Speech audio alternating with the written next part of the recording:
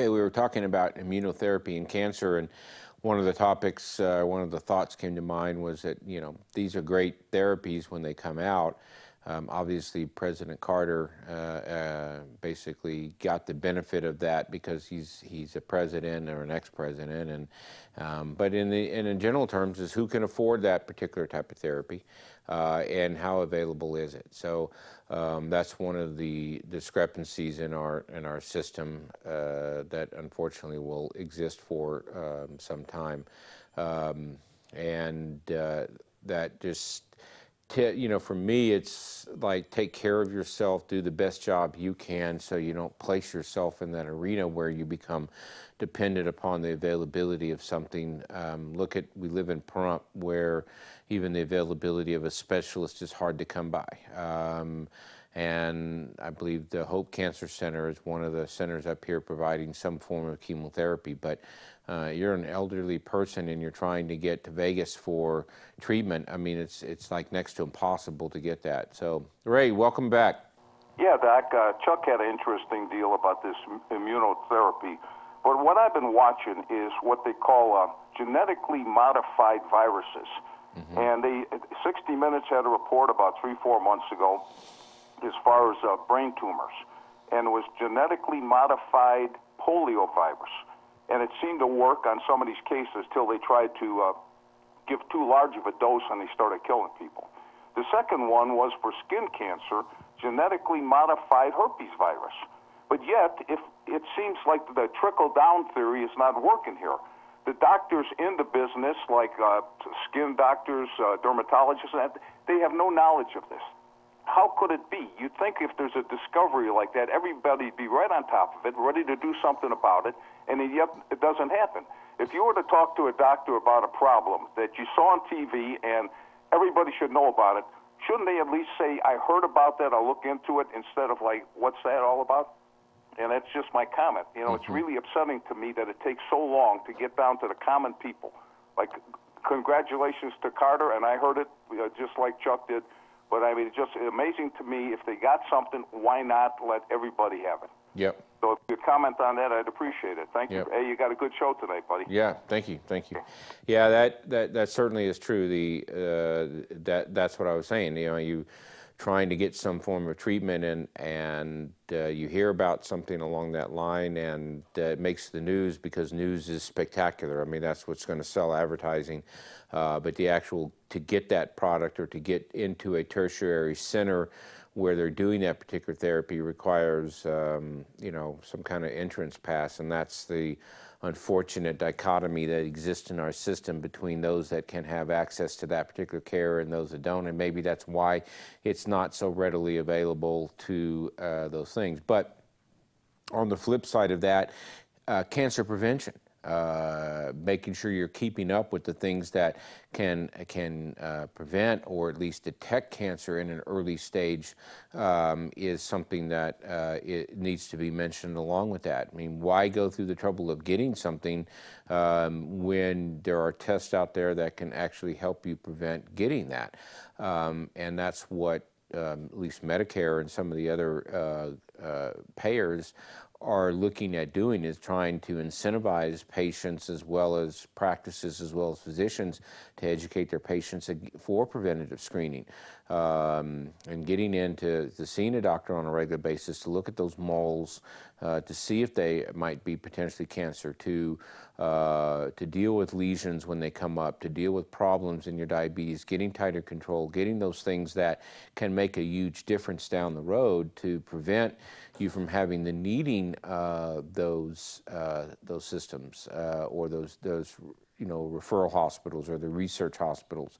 And for all of those new therapies that are out there, like you say, there are plenty of people that probably gave their life for the cure, or were in terminal stages of cancer, and basically decided that this is the only hope I got. So if I expire as a result of this treatment, I'm going to expire anyway.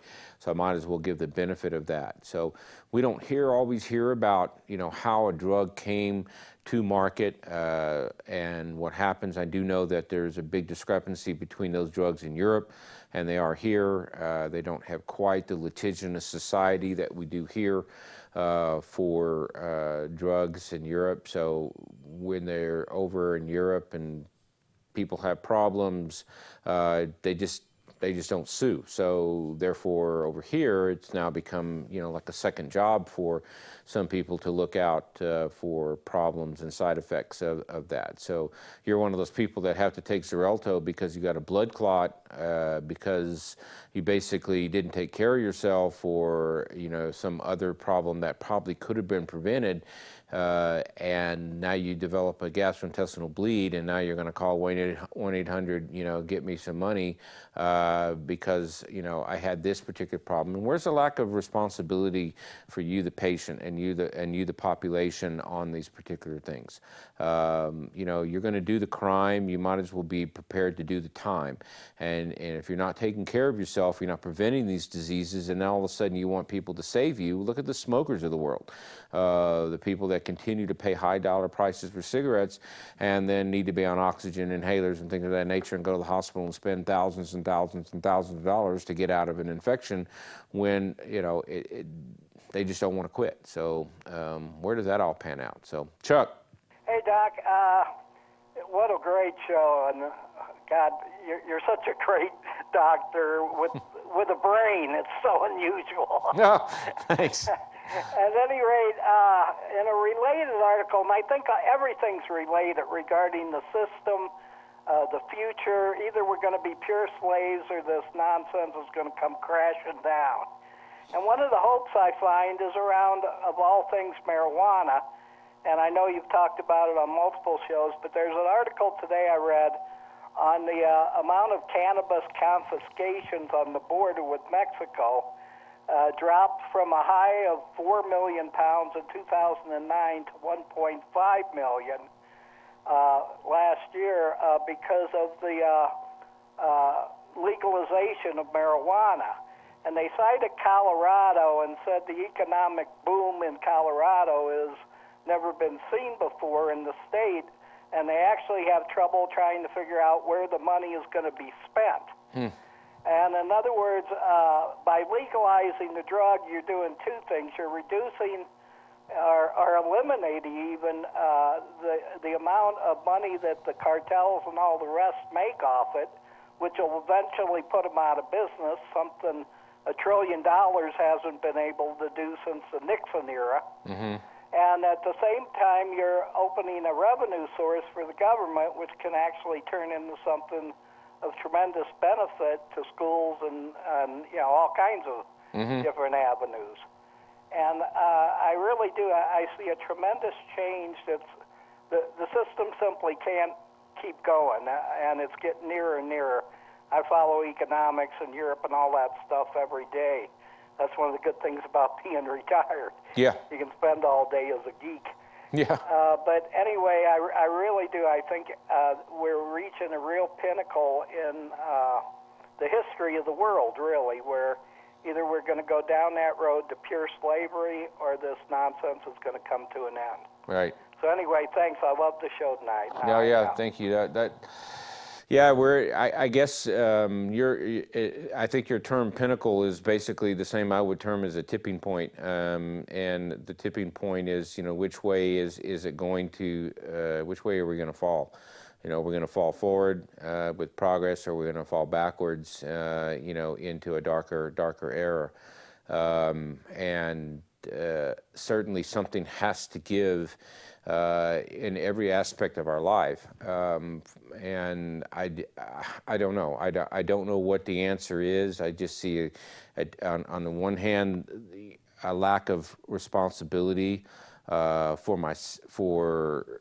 personal behavior, personal responsibility for actions and consequences.